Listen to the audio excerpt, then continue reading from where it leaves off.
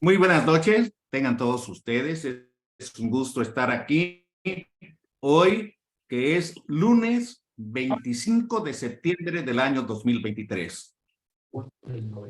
Hablando de medicina y otras cosas, que es el tema de la reunión del día de hoy, tenemos como tema cómo está la salud de los adolescentes y los jóvenes de 15 a 30 años en México. Y para ello, tengo el gusto de presentarles directamente, ya vimos el currículum de cada uno, pero a la doctora Gabriela Segovia Álvarez, a la psicóloga Patricia Machuca Crisóstomo, al doctor Jorge Alonso López Carrasco y al doctor Francisco Fernández Paredes. Sin más preámbulo, dado que es pues un tema tan amplio en el que se escribe prácticamente la historia de cada uno de nosotros y que además un poco olvidado porque ya no obligan a ir a la consulta y cuando van, pues van por cosas generalmente agudas y vemos que ahí pues se escribe la historia ginecológica de una mujer, se traza prácticamente la vida, se decide la personalidad, tantas cosas por hablar y voy a darle el uso de la palabra a la psicóloga Patricia Machuca. Adelante, Pati. ¿Qué tal? Muy buenas tardes. Buenas noches son ya, perdón. ¿A dónde? Bueno, pues básicamente el tema que vamos a estar abordando está enfocado en los adolescentes, ¿no? Y pues ahora sí que por experiencia propia, veo que sí es un poquito, pues, como que prestarle mucha atención a esta etapa de la vida, ¿no? Ya que se presentan muchos cambios, cambios físicos, cambios psicológicos, y en todos los aspectos, pues, están en esa transición, en ese cambio, ¿no? Que se están enfrentando a situaciones completamente nuevas y ahorita yo lo que he notado es que los efectos post pandemia sí han, pues como que han impactado, ¿no? De una forma, pues negativa en algunos de los adolescentes, ¿no? Entonces esta etapa se me hace muy interesante que podamos abordarlo desde diversos puntos de vista.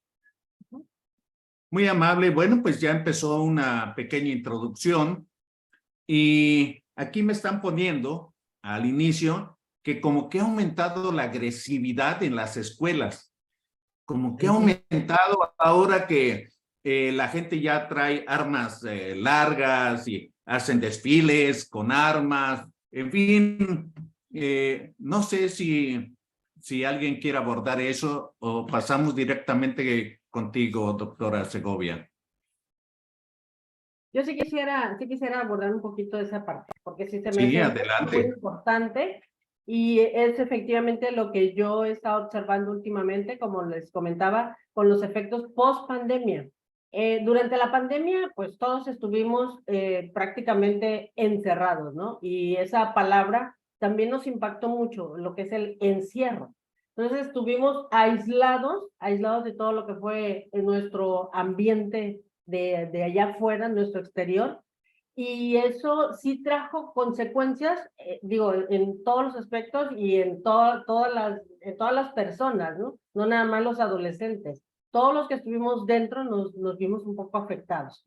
Sin embargo, esto sí como que marcó un poco lo que fue la parte de ver de qué manera en primera, ¿de qué manera daban las clases a los alumnos, ¿no? Que fue mediante los medios audiovisuales. Y la otra es cómo entretener a los niños o a los adolescentes también estando dentro de casa. ¿Y qué fue lo que hicieron? Pues utilizar más los medios como son los celulares, las tabletas, los videojuegos y todo eso. Y sí, eso fue, siento como que fue despertando un poquito más esa parte agresiva, porque pues no todos los juegos eran así dinámicos o educativos. Muchos juegos sí eran un tanto agresivos, y sí considero que esto marcó un poquito esa parte de la agresividad, y es lo que estamos conservando ahorita y con lo que realmente estamos luchando, ¿no? Y a eso es a lo que yo también me he estado enfrentando. Es mi Bien. punto. Definitivamente, por lo que dice, Pati, el aumento de la agresividad, pero la pandemia por COVID creo que marca a nivel mundial un cambio de reglas de las que estábamos acostumbrados porque cambió nuestra forma de comportarnos de manera familiar, de manera social, en nuestro trabajo, en nuestra vida diaria. Y yo creo que todavía no comprendemos qué repercusiones va a tener esos cambios, porque, por ejemplo, se ha aumentado el espectro autista en algunos niños, la generación que dejó de tener contacto social, cómo se va a comportar en un futuro. En fin, tenemos tantas cosas por hablar, así es de que yo quisiera que nos dijera alguna observación la doctora Segovia.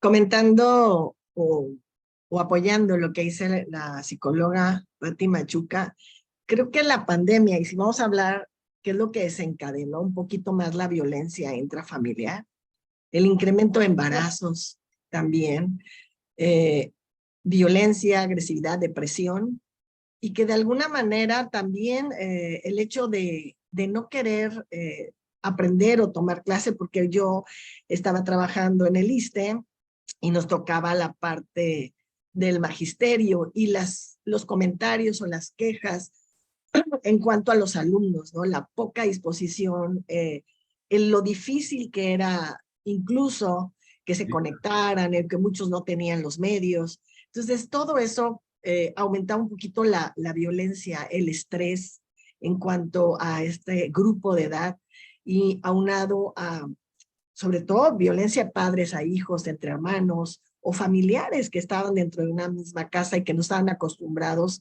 a estar sin salir.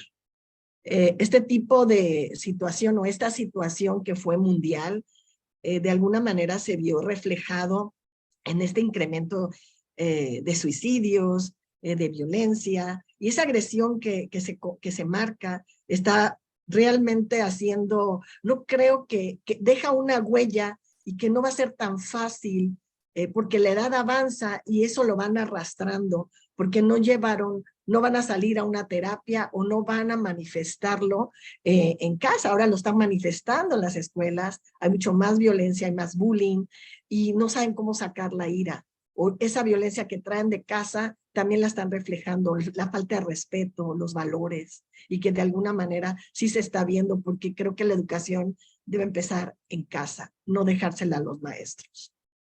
Muy bien, muchas gracias. Sí, Francisco, adelante.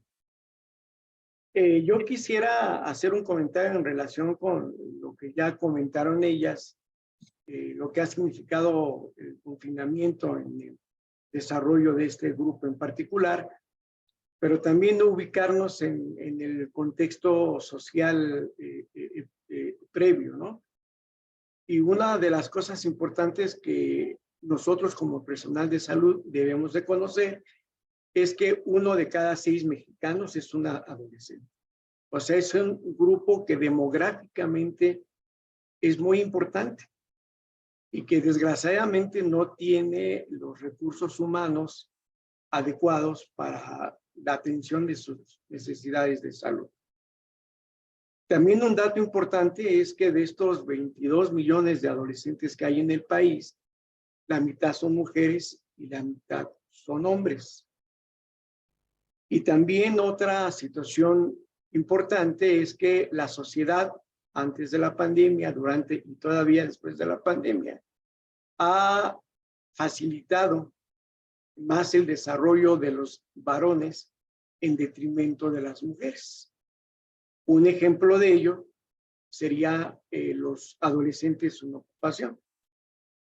El 75% de los 4,5 millones de adolescentes sin ocupación que hay en el país son mujeres, lo que quiere decir que los hombres están más inmersos en posibilidades de trabajo y de estudio, o de trabajo y de estudio en relación con las mujeres. Y en términos de confinamiento que ocasionó la pandemia, pues esto también tiene una repercusión diferenciada. ¿Por qué? Porque estas adolescentes sin ocupación, antes de la pandemia, se dedicaban en su mayor parte a actividades de la casa. O sea, no les era extraño el ambiente de casa. Sin embargo, los varones no se dedicaban a eso. Tenían otras actividades diferentes. Y entre otras repercusiones diferenciadas, y que ya lo mencionó muy bien la doctora Segovia, es que la violencia familiar, que tenía de alguna manera alguna salida, alguna compensación al salir el adolescente de ese ambiente nocivo en la familia y tener relaciones sociales con otros grupos diferentes de familia, pues se vio esto limitado por el confinamiento. Pero lo más importante y que hay que subrayarlo, recordemos que la violencia sexual en un alto porcentaje está dado por miembros de la familia. Y desgraciadamente somos los varones los principales agresores. Este confinamiento facilitó que esta violencia sexual en contra de las mujeres principalmente, pues se viera incrementada y se recrudeciera. Y lo estamos viendo. En el número de embarazos durante la pandemia en menores de 19 años se incrementó entre 16,000 y 20,000 al año.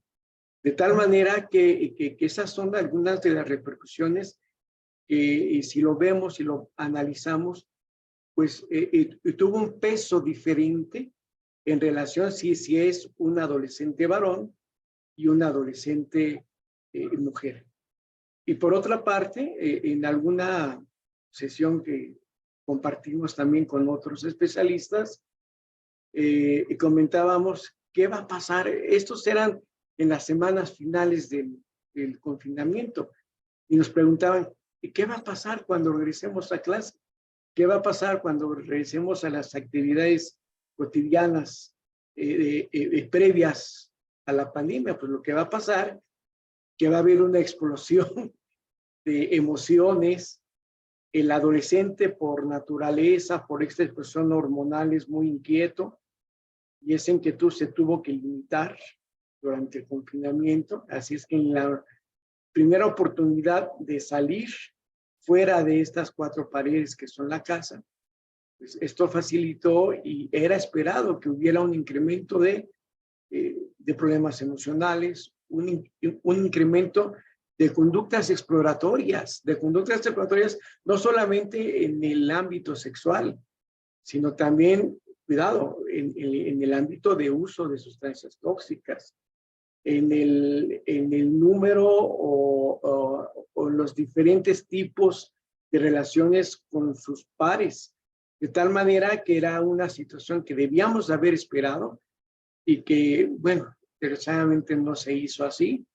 Y tendríamos que haber tenido ya algunas situaciones para manejar la situación que se vendría a presentar al reingresar a las actividades, entre comillas, normales. Y fíjate que lo has dicho muy bien, porque todavía no dimensionamos ese impacto del confinamiento. Hay muchas parejas que cuando tuvieron que estar viviendo todo el tiempo juntos se divorciaron. O sea, como que se conocieron de a de veras, ¿no? Y dijeron, no, pues ahí muere. Como que tuvo impactos muy serios para la integración del núcleo social de lo que representa la familia. Y ya no digamos de la corriente que tenemos de otro tipo diverso de sexualidad, que ahora están luchando por derecho y una serie de cosas, pues todo está cambiando. Y no solamente en los adolescentes, pues también en los jóvenes. Jóvenes que no encuentran un trabajo, jóvenes que ahora, o mujeres que tienen un hijo y quieren trabajar y no tienen un plan de vida. Algunos que dicen están desesperados por ganar dinero y fácilmente son reclutados para el crimen. En fin, repercusiones muy fuertes. ¿Qué nos puedes decir de eso, Jorge Alonso?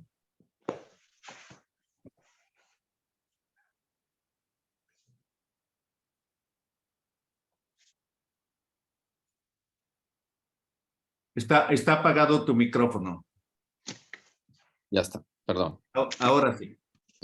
Bueno, como les decía, comentarios, la verdad, considero muy atinados y muy enriquecedores para la temática que estamos llevando. La realidad es, al menos en el ámbito que yo estoy conociendo, yo vivo en frontera, y yo lo que he notado en los adolescentes, digamos, de 19 para abajo, y en algunos jóvenes mayores de esa edad, entre 28 todavía 29 años, como ese retraso, ¿no? Ese retraso en tomar las actividades ya de un adulto joven. Mucho de esto también apoyado por las cuestiones familiares como tal, como lo mencionan. La pandemia ahora sí que nos obligó a mantener una unión, estar reunidos familiarmente, pero con muchas restricciones, ¿no?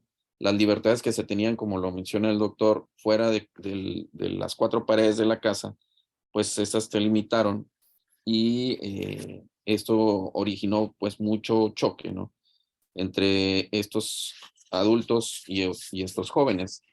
Sin embargo, también sabemos que hay muchas familias monoparentales, muchas familias en las cuales pues solamente estaba uno de los dos padres y mayormente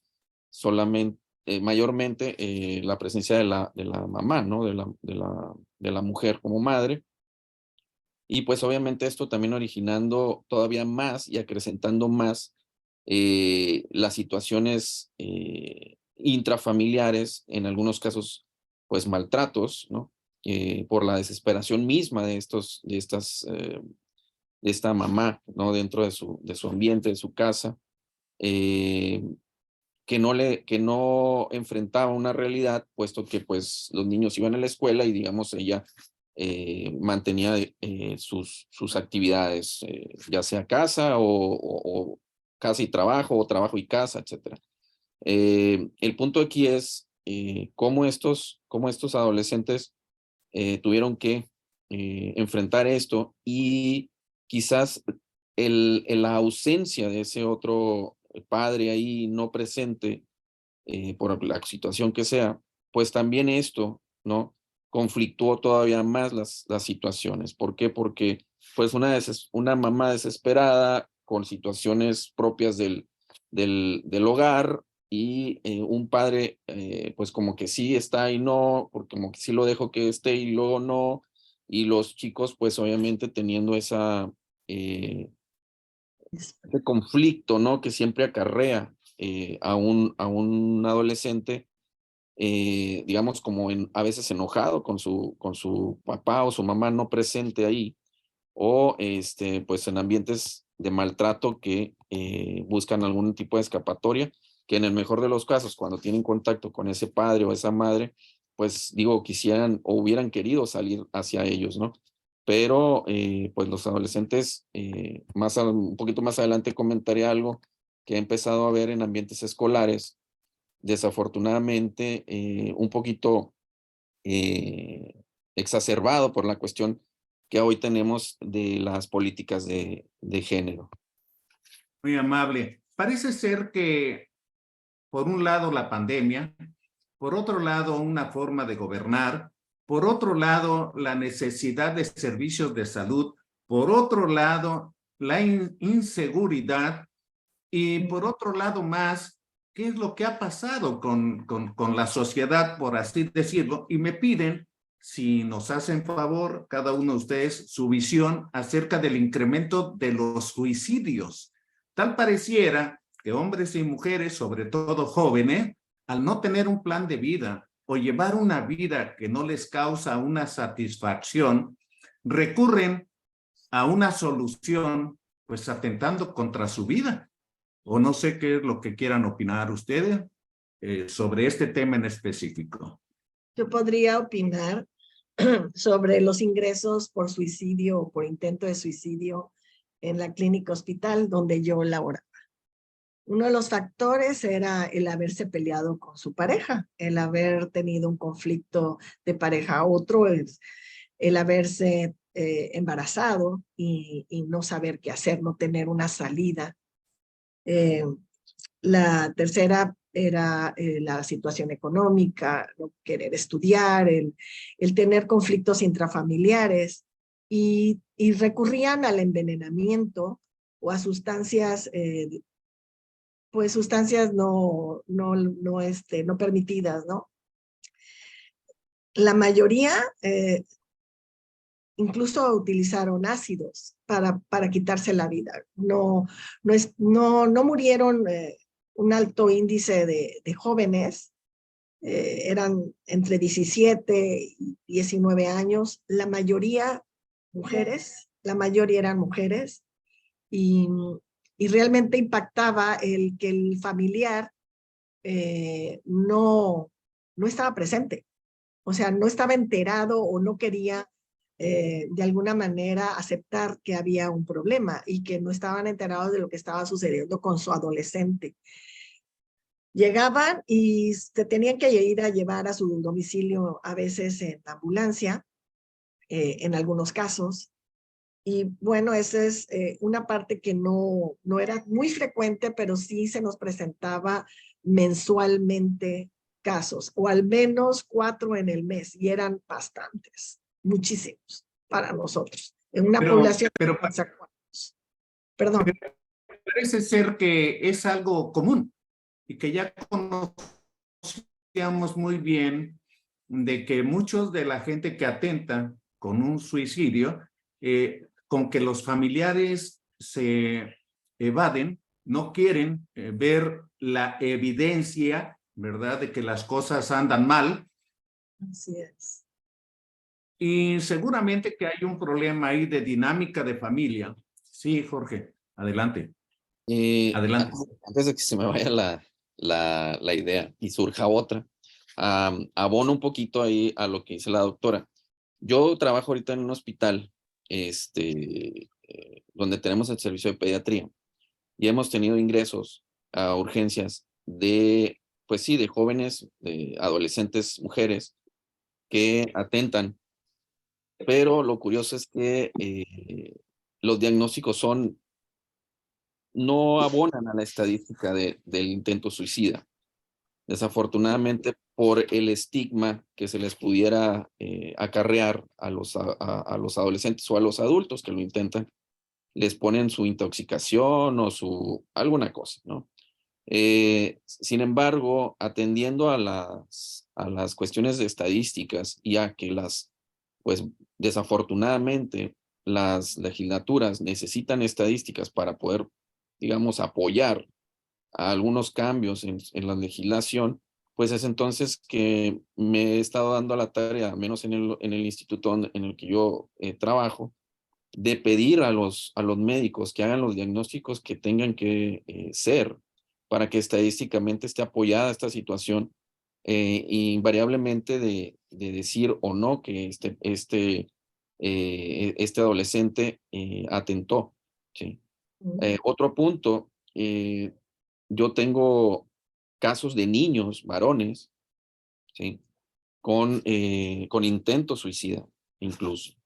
El último y más reciente, 11 años de edad, un jovencito que se fue al baño con una venda, la aventó en el travesaño de la cortina de la regadera, se sube en él y pues logra hacer un estrangulamiento.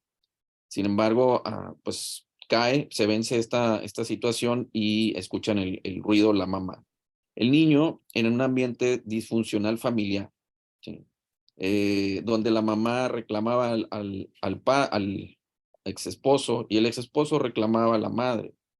Ese tipo de ambientes desafortunadamente disfuncionales, familiares, pues atraen mucho de esto, ¿no? El niño a los 11 años también ya se consideraba gay y tenía mucha defensa por las niñas de su salón. Y digamos como que era el defensor de las niñas, ¿no? Entonces padecía bullying, de alguna manera se defendía. Sin embargo, el ambiente intrafamiliar, otra vez retomando también lo que dice la doctora, es un ambiente sumamente estabilizador o desestabilizador para los adolescentes. Yo lo he tratado en otros ambientes, de que el ambiente intrafamiliar, como también mencionó la doctora, pues esa es la principal fuente de, pues de control de impulsos, de control, de conocimiento de sus propios sentimientos. Y si ese ambiente monoparental o en el ambiente que esté no tiene estas características de forjar de alguna manera a estos chicos, pues ninguna escuela, por mejor que sea, los va a poder encaminar en una situación. ¿Por qué? Porque en la adolescencia cualquier figura de autoridad pues es visto por ellos como un enemigo, como un contrario, como un obstáculo para vivir su libertad, ¿no? Y que ahora están tan de moda lo de aprovechar o de exigir derechos de muchos tipos, entre ellos los reproductivos, pues obviamente estamos como tomando ahora sí que las cosas que me convienen un poquito más que las cosas que yo debería de hacer primero, ¿no? Yo creo que es evidente que los chicos que intentan el suicidio, pues claro que tienen problemas, pero también esos problemas están siendo propiciados por ambientes familiares sumamente caóticos, sumamente agresivos, de monoparentalidad en la mayoría de los casos, desafortunadamente. ¿Por qué? Porque la estadística así lo dice. Los matrimonios bueno, las uniones entre hombres y mujeres que tienen hijos, que desafortunadamente rompen por alguna situación, ya sea temporal o permanente, con un divorcio, pues desafortunadamente la mayoría quedan en un estado de indefensión desde el punto de vista jurídico legal y están donde les toca estar, ¿no? No tanto donde les conviene, más por su libre y sano desarrollo, y es ahí donde entonces empezamos a tener problemas en el que pues desafortunadamente todavía la legislación determina que automáticamente deben de quedarse con uno de los padres y en esta situación los muchachos pues muchas veces no están del todo protegidos por esta situación. Entonces, todo esto, digamos, acarrea este tipo de situaciones en ellos. Y lo que mencionaban de los conflictos con sus parejas y esto es real, pero en los ambientes familiares disfuncionales, pues claro que van a ir a buscar a una persona que les dé lo que probablemente no tienen en su casa, que es cariño, tiempo, cuidados o algunas otras atenciones que les hagan, digamos, desviar sus dolores, ¿no? También aquí entran las conductas autolesivas, ¿no? Definitivamente que sí, Francisco, adelante. Yo quisiera puntualizar algunas cosas que yo creo que es necesario. Primero que dentro de las primeras causas de mortalidad en el grupo adolescente, ya sea del grupo de 10 a 14 años o de 15 a 19, que es el grupo en el que estamos ubicados, pues aparece el suicidio, ¿no? Entre la tercera y la cuarta causa está el suicidio. Pero eso también yo lo relaciono con la primera causa, que en ambos grupos es la misma también, que son las agresiones. De alguna manera, estas dos situaciones lo único que traducen es una inestabilidad emocional muy importante que en el núcleo familiar no se ha podido contener y que cuando ha pasado por las manos del personal de salud no ha sido detectada en su real dimensión y por lo tanto manejada.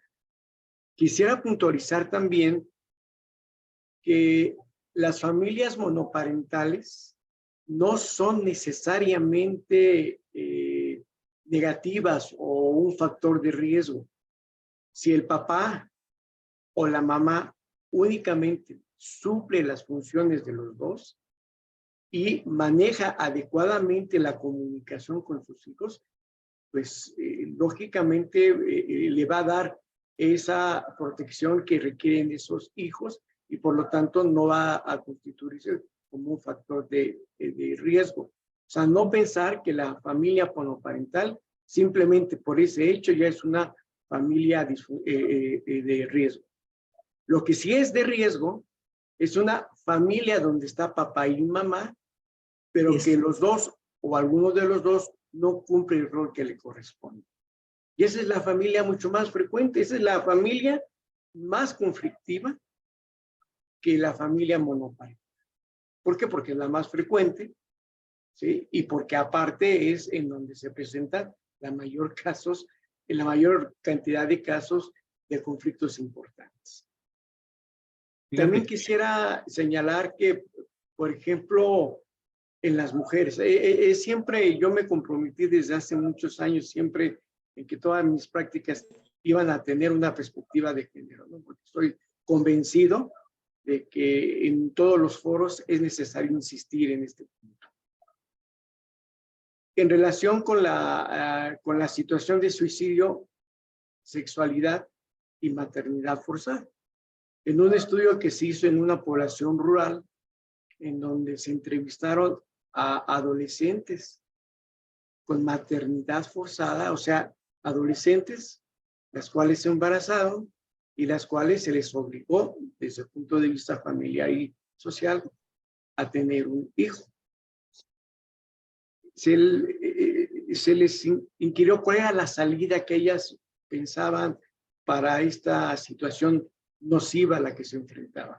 Y el 9% de ellas contestó que el suicidio. Otra parte importante es que sí es cierto que hay un incremento en el número de suicidios y más después de la pandemia. Pero ¿saben cuál es el grupo más afectado? Son dos, las mujeres, por un lado, y aquellos que pertenecen al grupo LGBT, porque son agredidos, discriminados, desplazados, carentes de apoyo, y a veces la única salida que tienen es la autoagresión.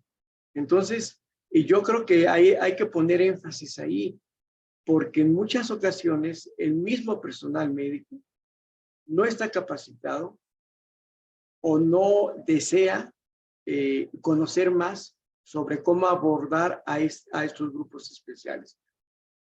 En ese sentido, yo creo que sería conveniente, y ya lo hemos estado nosotros pues generando en diferentes foros, capacitar a los médicos de primer contacto para la entrevista con el adolescente y saber detectar los factores de riesgo, tanto personales como familiares, escolares y sociales, que pueden predisponer a que caigan en este tipo de situaciones, o agresividad, o autolesiones, o suicidio. Fíjate que esto nos hace reflexionar mucho porque finalmente algo está pasando con la evolución de los conceptos que teníamos del núcleo familiar. Antiguamente, y hasta se hacían películas de la madre abnegada que aguantaba todas las cosas que el hombre hacía, pero el hombre era un buen proveedor, absolutista, una imagen del macho, etcétera. Y de ahí van saliendo hijos, pues generalmente que funcionaban en una sociedad, que estudiaban, que formaban otro hogar, y que esa era la filosofía que habían aprendido generacionalmente. Ahora hay generaciones diferentes, pero un peligro muy serio.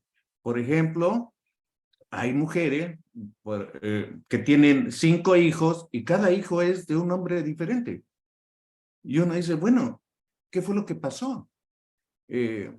Hay hombre, por ejemplo, antiguamente, al menos en mi generación, uno decía, no, yo me voy a más o menos a portar bien porque donde llegue a embarazar una muchacha, pues ya no voy a estudiar. Y yo tenía mis aspiraciones para ser médico. Entonces, como que era una gran limitante el adquirir la responsabilidad de la paternidad, o en el caso de las mujeres, de la maternidad.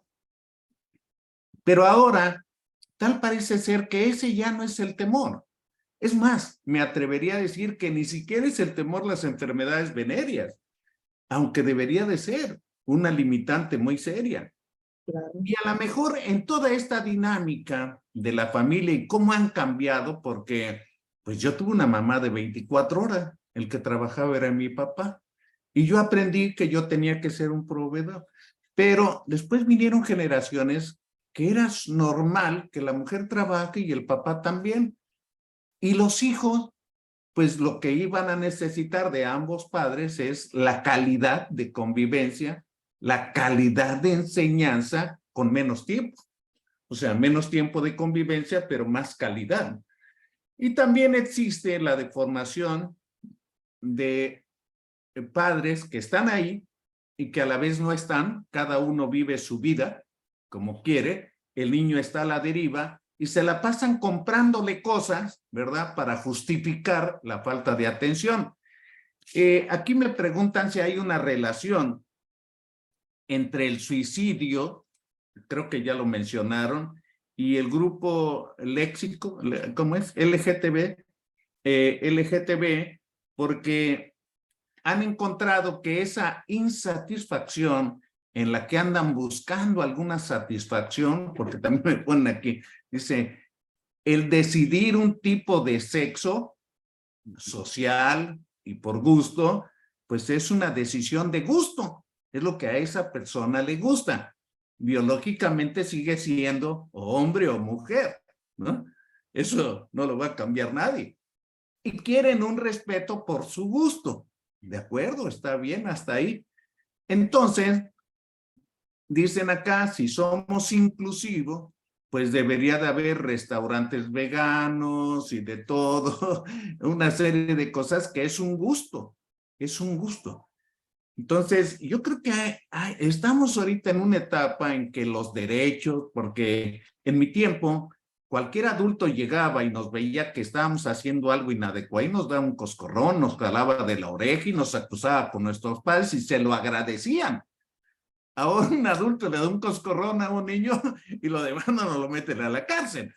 Y ya no digamos los maestros con los castigos aquellos de los ladrillos y dejarlo de pie y las orejas de burro, cosas que yo viví en mi infancia y que ahora pues son terribles.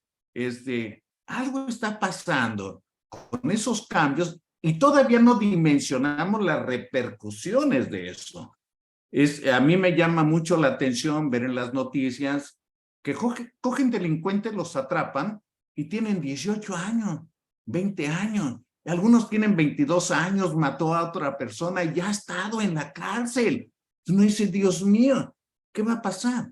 Si ese hombre tiene parejas, tiene hijos, ¿qué les está enseñando?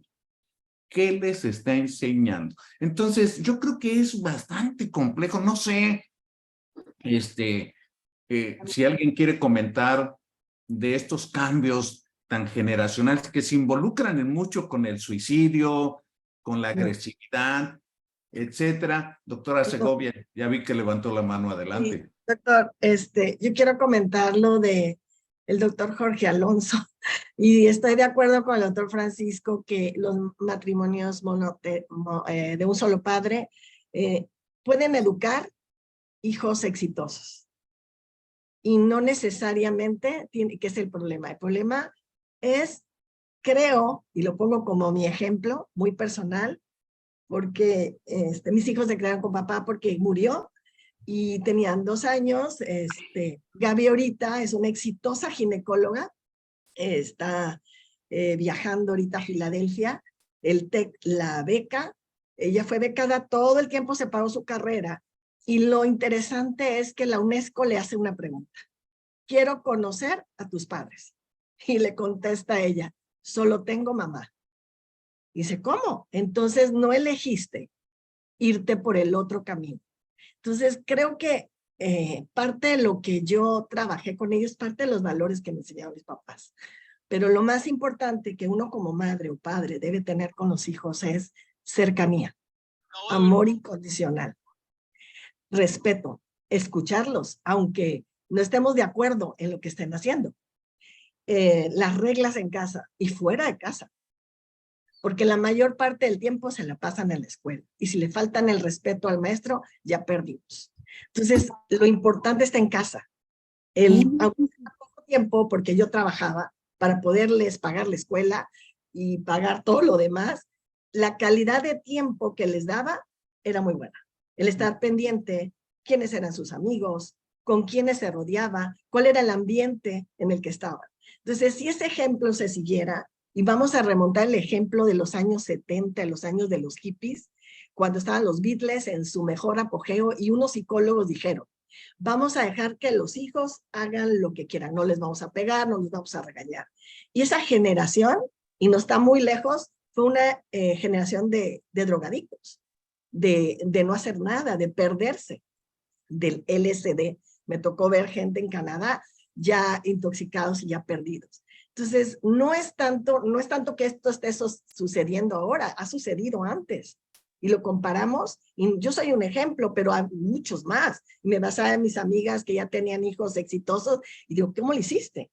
O sea, ¿cómo te comportabas? Y tomaba lo mejor de cada quien.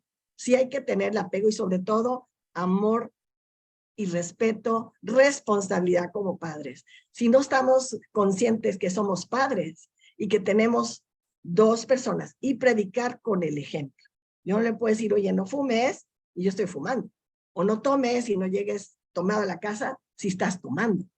Entonces son muchas cosas que se sacrifican, pero se logra obtener hijos sanos, mentalmente sanos, unir la familia y estar con ellos. Ese es un ejemplo, doctor. Nada más quería comentar. Y el otro, en cuanto a algo que se nos escapó, que durante la pandemia también el incremento de sobrepeso, y eso también repercutió en el bullying en las escuelas.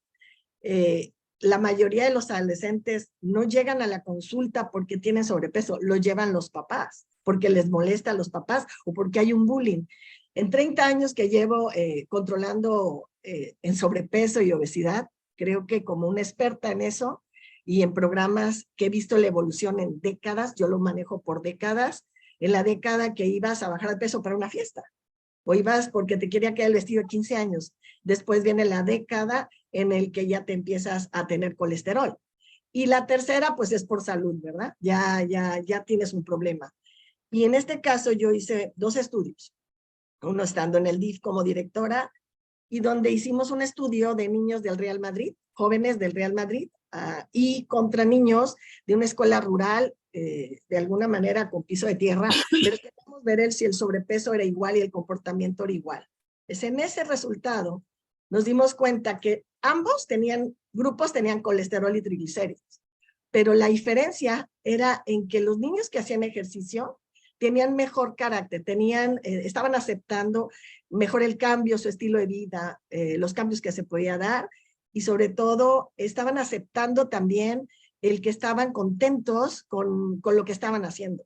Los niños que estaban sin hacer ejercicio, pues estaban más deprimidos y estaban en descontento. Ese es un estudio. El otro lo hicimos en la escuela, donde en un ejido, y en ese ejido no había nada, ni agua potable, ni calles pavimentadas, entonces veíamos el bajo rendimiento escolar. Y ahí nos dimos cuenta también que era el desapego de las madres y que tenían hijos de 5 maridos o 4 maridos que se cuidaban solos o que se cuidaban con los abuelos que iban a sembrar más, porque eran paupérrimos, déjenme decirles, no eran ni pobres, paupérrimos. Entonces tenían que sembrar maíz para poder comer y eso era el que comían. Pero la madre salía a trabajar a Coatzacoalcos, que es donde yo vivo, en servicios de casa, y les daban dinero. Entonces no era el dinero que les faltara a estos niños en especial, era el que no les importaba. Querían ver la mamá cuando llegaba cansada, ver la novela y no ver que el niño necesitaba hacer la tarea. Y ese era el bajo rendimiento que tenían escolar.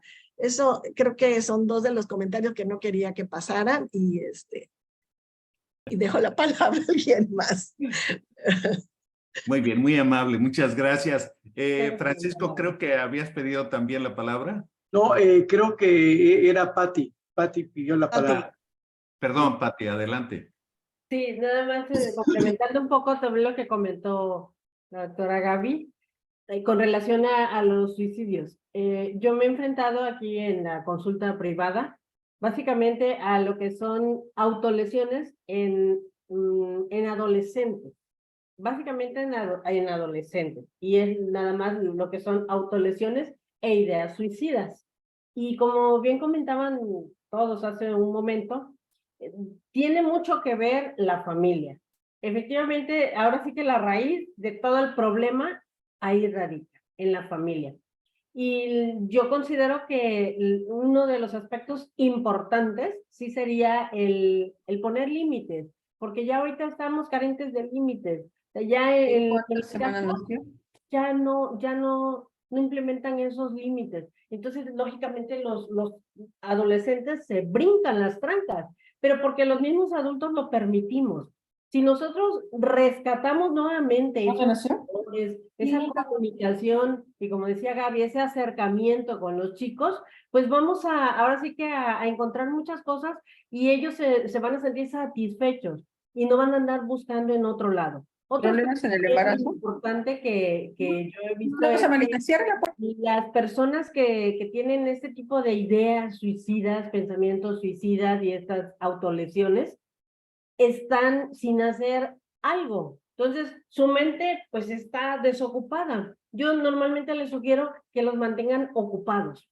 Y no nada más a los niños, adolescentes, también a los adultos. Si todas las personas nos mantenemos ocupadas, créanme que no tenemos tiempo de pensar en otra cosa más que en lo que estemos ocupados, ¿no? Eso era lo que quería yo comentar. Muy amable, Pati. Aquí hay un comentario a colación de la doctora Minerva Cadena. Dice, buenas noches, saludos a todos. El adolescente está buscando su lugar en la vida y ante problemas familiares. Tiene una situación compleja y esto distrae de tener un plan de vida. Considero que se deben poner límites claros, que es la clave de la familia. Totalmente estoy de acuerdo con eso. Sí, Jorge, adelante. Sí, remarcando nada más lo que mencionó el doctor, yo no dije que las familias, o ni siquiera lo digo yo, que son las estadísticas. Básicamente en los ambientes monoparentales, como en el caso que no le sucedió a la doctora, que bueno, que ella tuvo a sus hijos exitosamente educados, ya profesionistas, como menciona, es desafortunado que en la mayoría de los ambientes pues no tengan esas habilidades que ella desarrolló. Sabemos que los factores sociales, pues cada quien tiene sus propias herramientas para poderlas sobrellevar. Los problemas económicos, los problemas familiares propios, los problemas personales, laborales, todos abonan a un ambiente.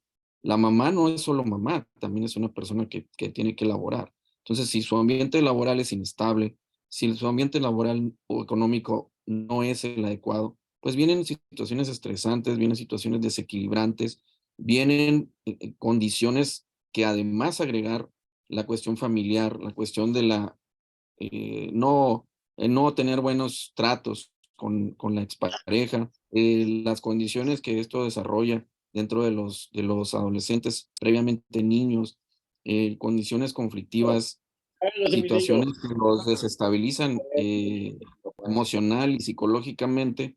Yo a eso me refería. Y qué bueno que hay éxito en muchos de los que estamos aquí y qué bueno, pero la realidad es que los adolescentes que están allá afuera, pues no tienen estas situaciones. Yo creo que enfocarnos en los casos de éxito está muy bien, pero también tenemos que ver que los casos de no éxito pues, son la mayoría. Y ahí es donde tenemos que enfocar la situación. Para hablar de los ejemplos está excelente. Sin embargo, es otra la situación. Y en cuestión de género, como menciona el doctor también, doctor, de la situación pues de tomar una visión hacia el apoyo a la mujer y a la desigualdad que ha tenido, etcétera, etcétera. Y en anteriores foros donde he tenido la oportunidad de estar también, yo creo que debemos de igualar, ¿sí? Igualar no desde el punto de vista sesgado, sino de un punto de vista real. Hoy en día, desafortunadamente, los hombres, los varones, están siendo desvalorizados, están siendo pulverizados en el sentido social, desafortunadamente, y mucho por los adolescentes. Un caso en una preparatoria, un chico jugando con con una compañera mujer, tiene por ahí, parece ser un contacto en una zona glútea, y es acusado por la persona o por el grupo de estas personas que se percatan de la situación, y inmediatamente es expulsado de la escuela, es estigmatizado como un violentador, agresor, etcétera. El muchacho ya de antemano, con un ambiente, insisto, inestable, intrafamiliar, con varias consultas y atenciones terapéuticas, psicológicas y psiquiátricas, etcétera, en esta situación donde su entorno, digamos, de pares, pues lo empiezan a tratar de esta manera, aparte acusado por las autoridades directamente como un violentador, agresor, etcétera, y aparte amenazándolo de que se diera por bien servido que es expulsado porque él debería estar en la cárcel. Entonces, estamos llegando en el barco, bueno, perdón, en la idea de subirnos al barco de la protección a la violencia contra un sector de la población, estamos desatendiendo al otro sector de la población. Y muy alto porcentaje estamos viendo que están siendo vulnerados, pues ya no digo su género, sino estamos hablando de la persona, del ser humano, ¿sí? Se está desvalorizando mucho la importancia que tiene la mujer en unos ambientes y el hombre en otros ambientes. La polarización de ideas y la supuesta búsqueda de igualdad está ocasionando un desequilibrio tremendo, tremendo de ambiente de violencia más violencia.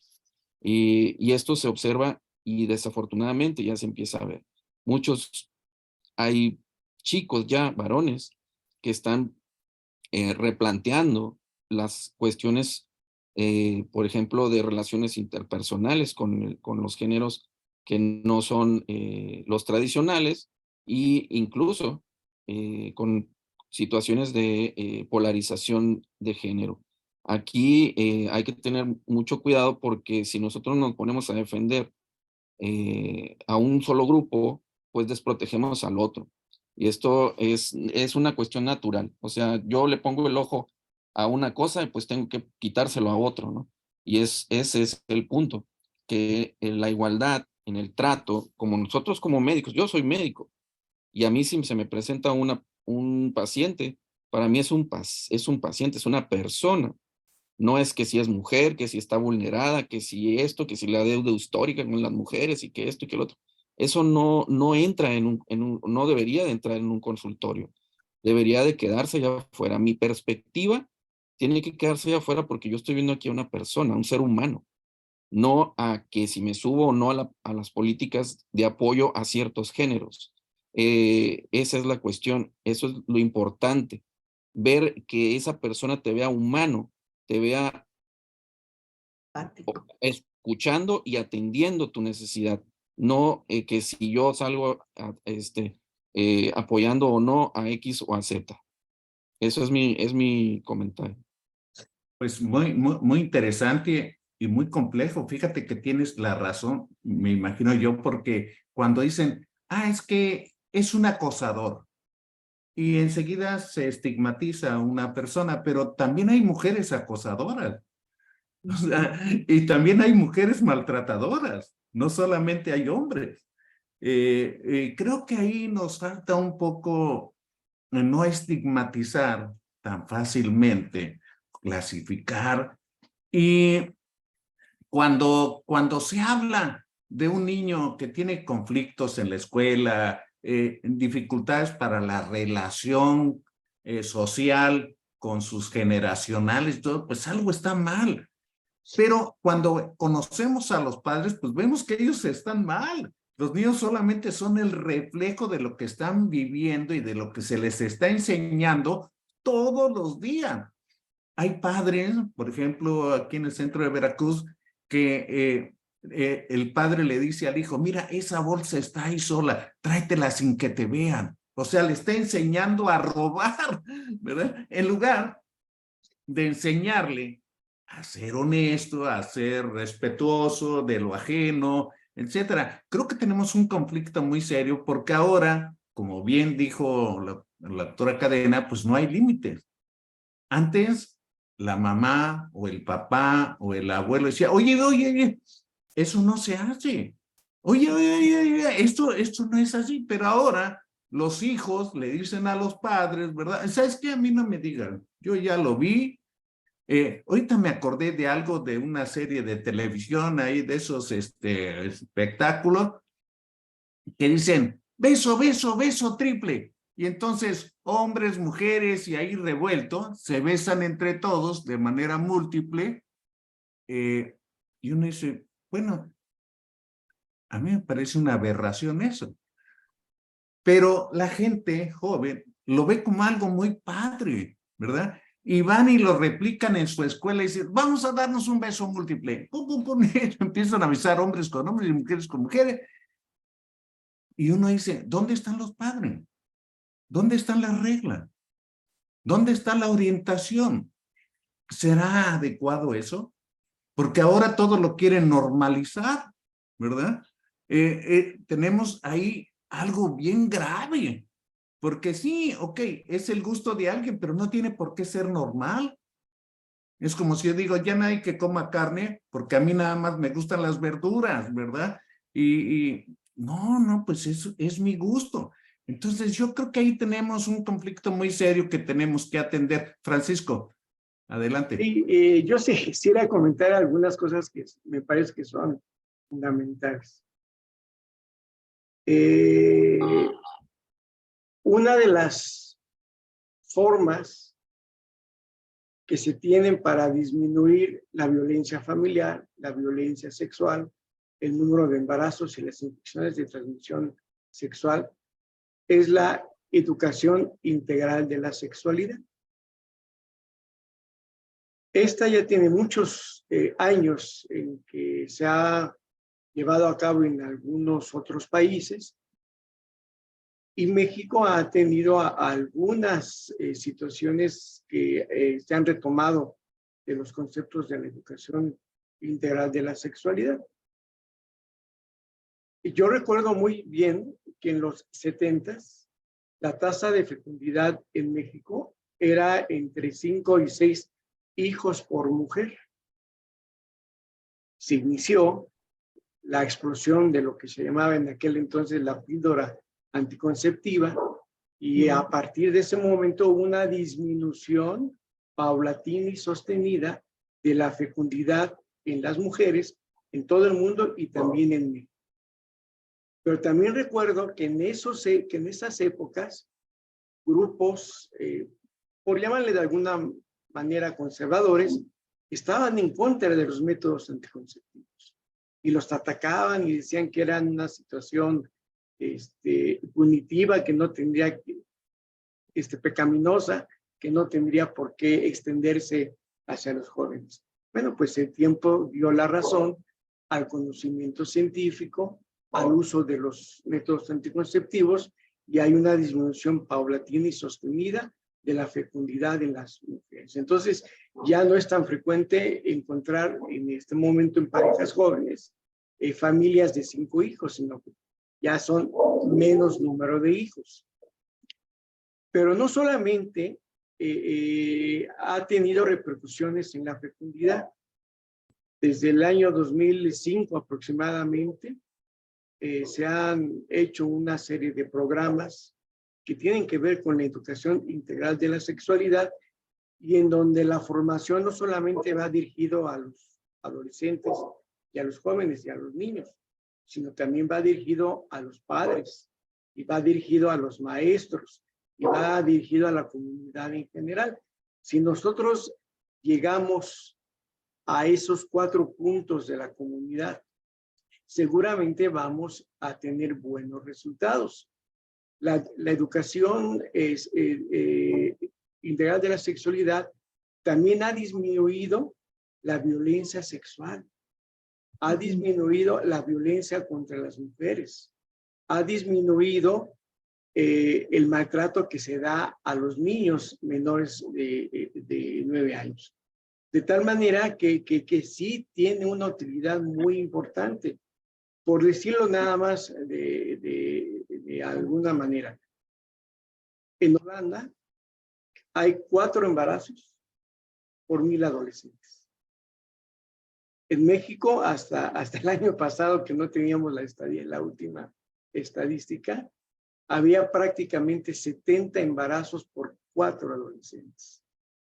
De acuerdo a Gaby Rodríguez, que es la directora de CONAPO y que recientemente escribió un artículo, parece que en este momento el número de embarazos por adolescentes disminuyó a 60 por 1000 adolescentes.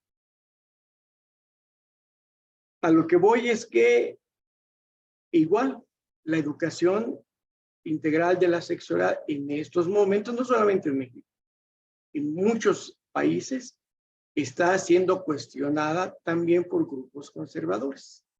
Y entonces, que quisieran, no sé, que las mismas, los mismos ritos, mitos e ideas, pues no cambiaran a través del tiempo.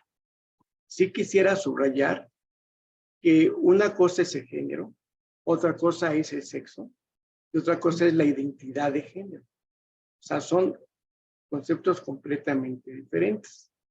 Y que aquellos hombres o mujeres que tienen una identidad de género no binaria, no es por gusto, sino hay elementos biológicos que hacen que tengan conductas diferentes y que estos no nacieron este siglo.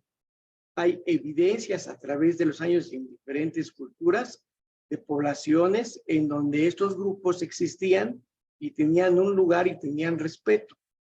En este momento, en la cultura en la que estamos nosotros viviendo, pues no parece que tengan esa misma ubicación. Y entonces es por eso que llama la atención y ellos intentan que se tengan el mismo respeto para todas las personas que se tienen en relación con ellos también. Entonces, cuando yo hablo de discriminación hacia este grupo, es porque se comentó la situación del suicidio en adolescentes y jóvenes. Y esos intentos suicidas es más frecuente en estos grupos. No es de a gratis, no es porque ellos quieran suicidarse, sino hay elementos familiares y sociales que predisponen a esta situación.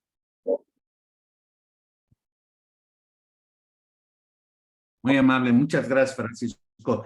Fíjate que hay un comentario, me parece muy interesante, porque dice, ¿qué es lo que pasa con las familias actualmente?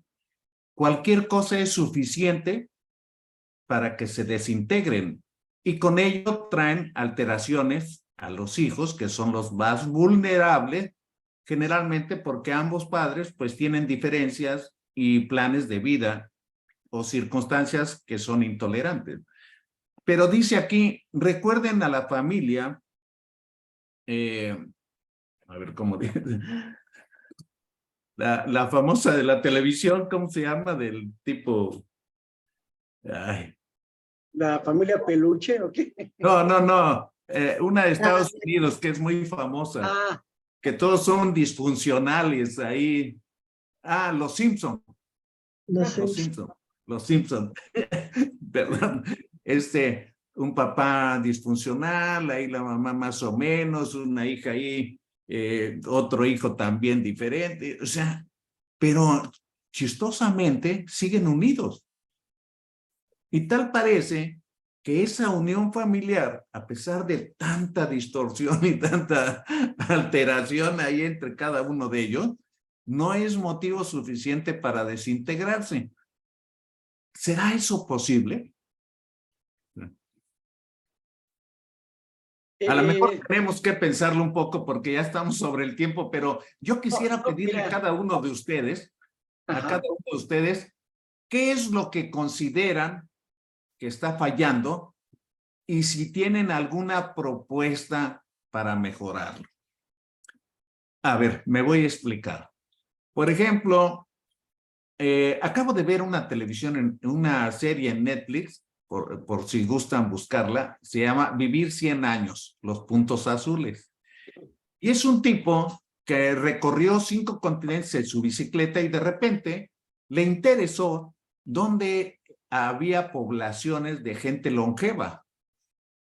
Y encontró varios puntos que le llamó punto azul. En cada uno de ellos fue a estudiar, pues, qué comían, cuál era la actividad que tenía, cómo era su carácter, con quién vivía, cómo convivía, y fue aprendiendo de cada uno de ellos.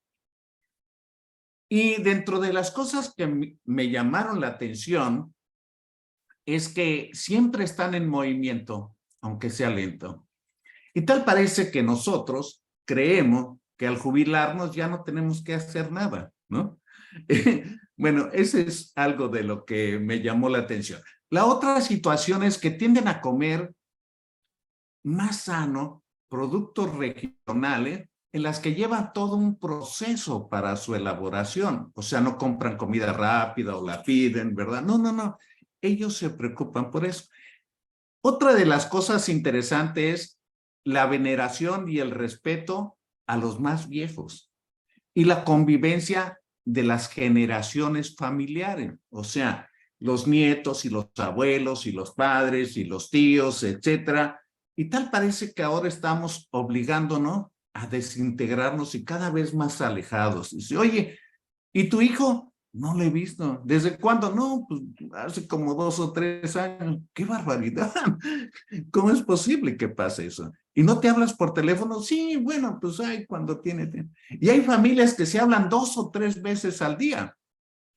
En fin, a lo que quiero llegar es que tal parece que esos sitios donde la gente vive mucho, 1, no atentan contra el otro, 2, respetan la forma de ser del otro y tratan de comprenderlo, 3, se solidarizan ante los problemas de alguien. Y hay una población adventista en California que están tratando de ver cómo resolverle los problemas a toda la comunidad. Y tal parece que eso te da una vitalidad, un motivo para sobrevivir, etcétera. Y ellos mencionan algo de religión o, no sé, el que tú creas en algo. Por ejemplo, en Japón, en una población de Japón, creen que tú tienes una misión y que tienes que cumplir esa misión y tú te esfuerzas todos los días por hacer tu misión. Entonces, tal parece que nosotros tenemos que ensalzar objetivos menos mundanos, menos físicos, porque ahorita ya los jóvenes quieren el iPhone 15 Pro o no sé qué cosa es el que salió, ¿no? Y por ahí una muchachita se suicidó porque no le compraron el iPhone. En fin, una serie de cosas y volver un poco a ese tipo de cuestiones que en otro comentario pusieron que gran medida de lo que nos está pasando actualmente es la pobreza, pero no solamente la pobreza económica, claro que es un factor muy importante, sino la pobreza de espíritu, la pobreza de solidaridad. Y en fin, si nosotros ponemos pobreza, hay muchas formas de pobreza. Ser pobre es tener poco o no tener nada de algo. Entonces, yo creo que tenemos que enriquecernos, empezando por nosotros mismos, a querer ser mejores, hacer mejor las cosas, pensarlas mejor, ayudar a nuestros familiares o gente, nuestros amigos, etcétera. Yo creo que a lo mejor deberíamos de cambiar un poco eso porque todo México ahorita está... ¿Quién va a quedar en la presidencia? Ya todos los días a ver qué dijo el señor ese que está en el palacio, ¿verdad?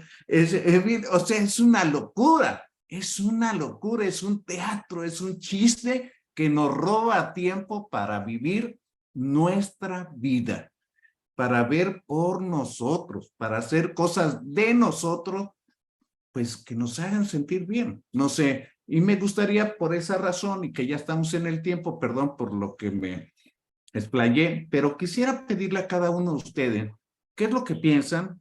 Yo creo que ha sido muy enriquecedor este conversatorio. ¿Qué es lo que piensan? Y si tienen alguna sugerencia o alguna propuesta. Empezamos como al principio, ¿no? Creo que Patti fue la primera. Sí. Sí, adelante, Patti. Bueno, yo ya en esta parte ya para sugerir algo, retomaría un poco de lo que comentó hace un momento el doctor, ¿no? Una educación integral, ¿no? Para abarcar todos los ámbitos, todos los aspectos. Y pues desde mi perspectiva, obviamente como psicóloga, yo sí recomiendo lo que es la psicoterapia familiar, porque ahí hay muchos aspectos que tenemos que abordar y pues ahora sí que irnos a la raíz del problema, ¿no? Para que todo pueda resurgir nuevamente de una forma positiva. Yo en lo personal ya tiene algunos años que organizo talleres principalmente para niños y adolescentes. Obviamente tengo más quórum con los niños, porque a los niños los traen, y pues ahí mándalo, ¿no? El compadre, bueno. Sí, a los niños los traen, pero ya se les va sembrando una semillita, ya se les va sembrando algo de lo que yo quiero rescatar también, ¿no? Con los adolescentes ya es un poquito más difícil, porque le dicen a la mamá, no voy, no voy, no voy. Entonces, ahí es en donde les comentaba hace rato que ya brincan esa parte de los límites, ¿no?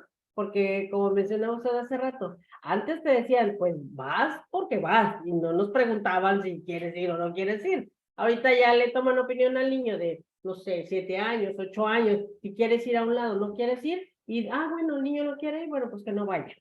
Entonces, ya nada más esa parte sí lo considero también importante. Esa sería mi aportación. Muy amable, gracias, Patti. Doctora Gabriela Segovia. Yo creo que todo lo que comentaron los doctores me hace pensar que para abordar un tema, y usted está hablando a futuro, que esta generación ya adolescente ya la tenemos, en el que hay que tratarlo, sí. Pero creo que para prevención tendríamos que abordar más pequeños y entrar a las escuelas y dar educación sexual y hablar talleres con esas mamás de esos niños. Y como dijo alguien una vez estadísticamente, estaba escuchándolo, si uno lo logra, equivale a 1 millón de niños. Entonces se va, porque el niño va por el ejemplo.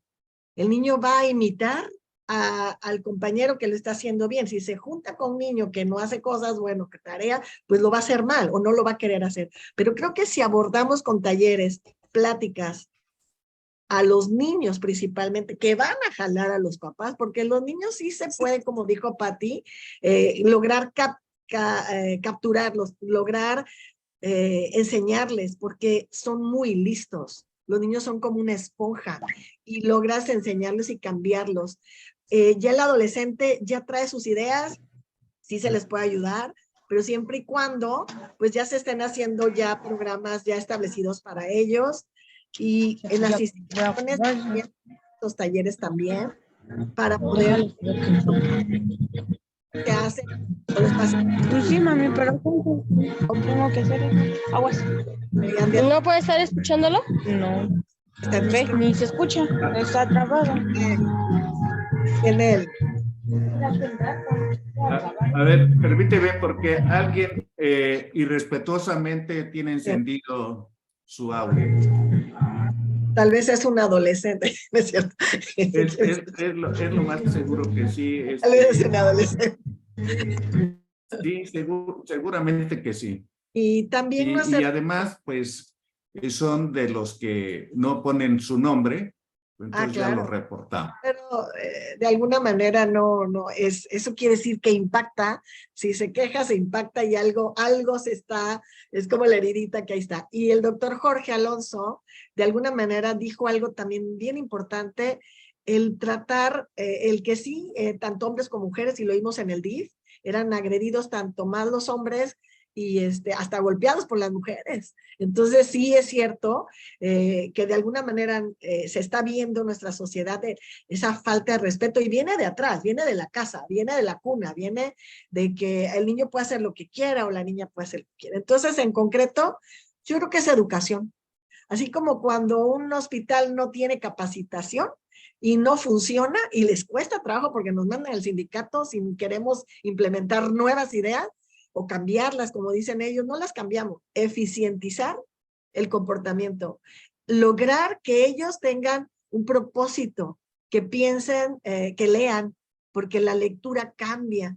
No lectura barata, como dicen, o sea, que no tiene ciencia, sino lectura que va a motivar tu espíritu y te va a hacer pensar que hay otro mundo afuera que te puede cambiar la existencia, que te puede hacer mejor la vida, te puede dar alegría. Entonces, no importa en qué el mundo que estás, porque a veces la lectura es lo que te hace feliz y te aísla, porque te hace viajar y te hace estar en otra dimensión. Entonces, eso es lo que yo comento, nada más. Muchas gracias, Gabriela. Pues ahora quiero pedirle, yo creo que vamos como en la escuela por edades, así es que voy a creer que Jorge Alonso nos dé su opinión. Ok, ya voy a ser breve.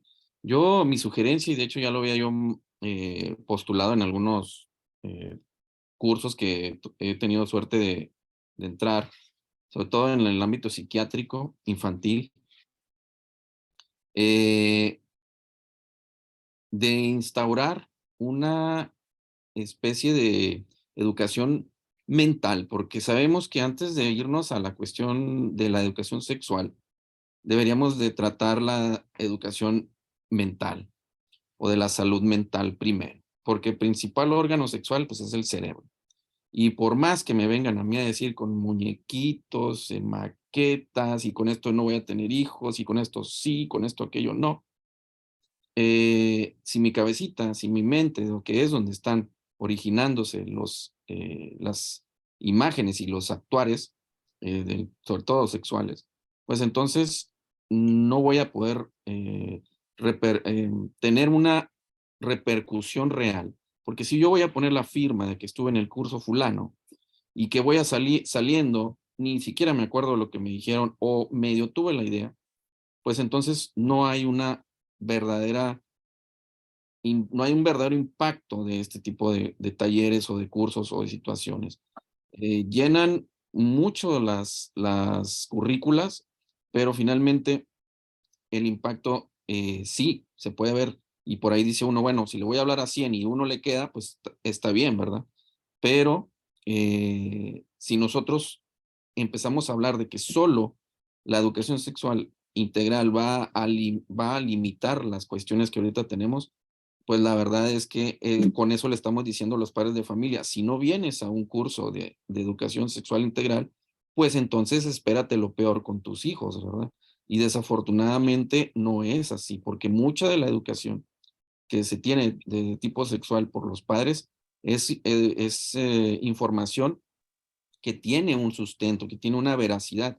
Aquí el principal problema es que nosotros como personal de salud desvalorizamos los conocimientos que tienen de forma natural estos padres. Lo único que tenemos que hacer es reorientar las fallas que están teniendo, porque ningún hijo va a tener mejor educador que sus propios padres, cuando estos son pues seguros de lo que están haciendo. Acá en Baja California, en Tijuana, la universidad, por medio de una doctora, realizaron unos estudios y ella está en salud pública en un programa de maestría y publicó varios estudios de sus maestrantes que hablaba precisamente de la repercusión de que el padre o la madre se tira la bolita para que le hable al hijo o a la hija, ¿no? La mamá a la hija, el papá al hijo, pero finalmente el que más sacaba ese tipo de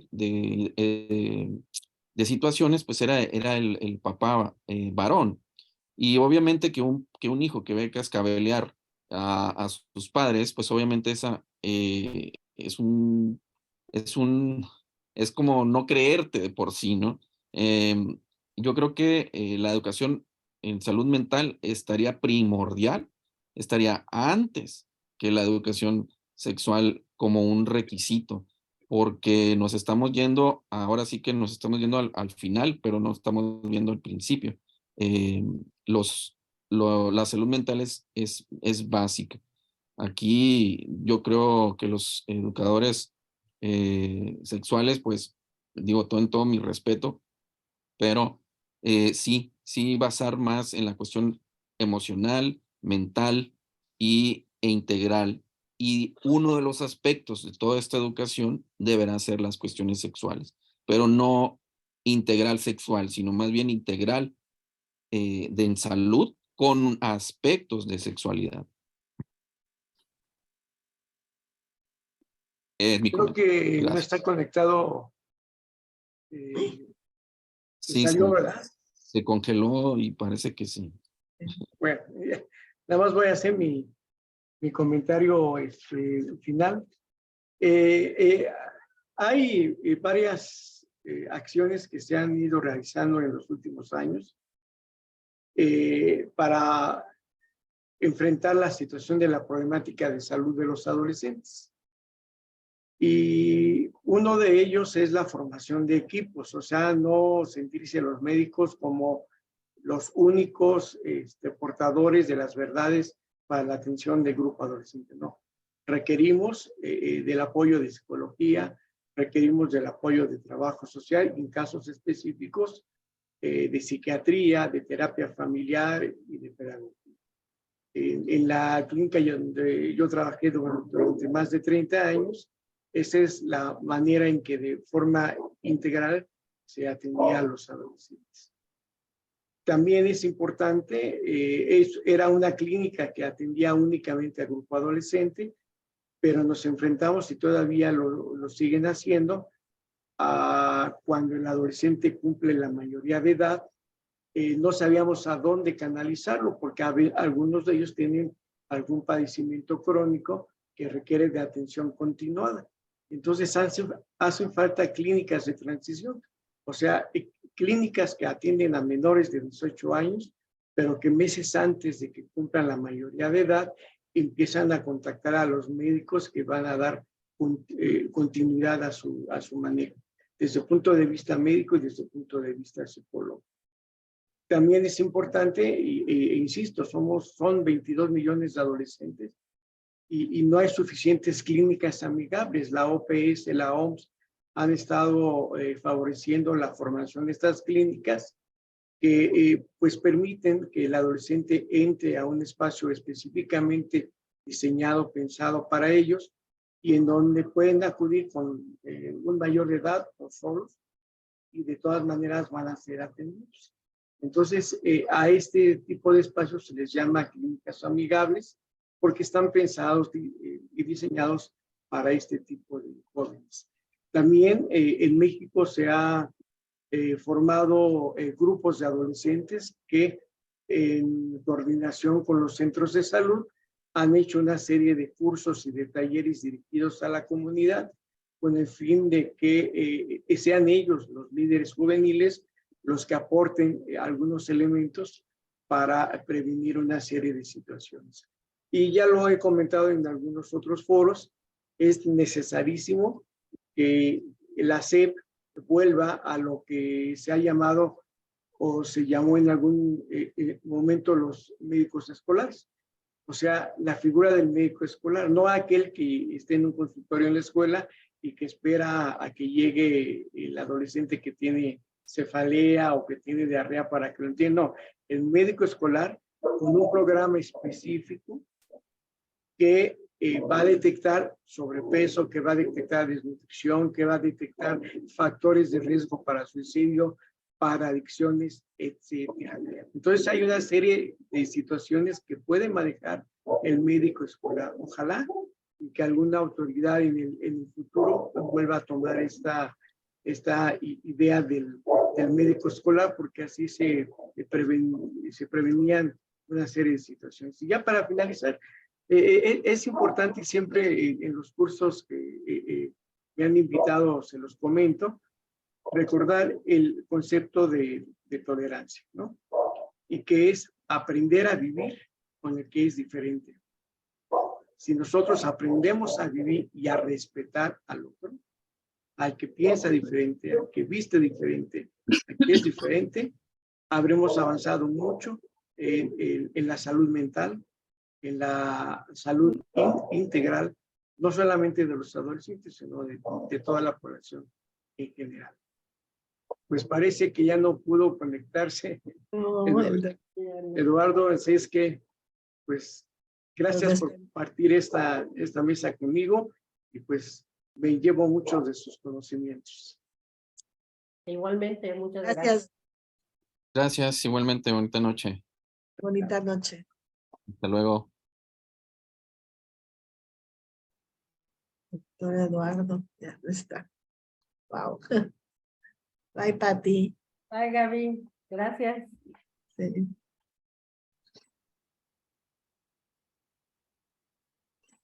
Ya nos vamos, ¿eh? Salimos.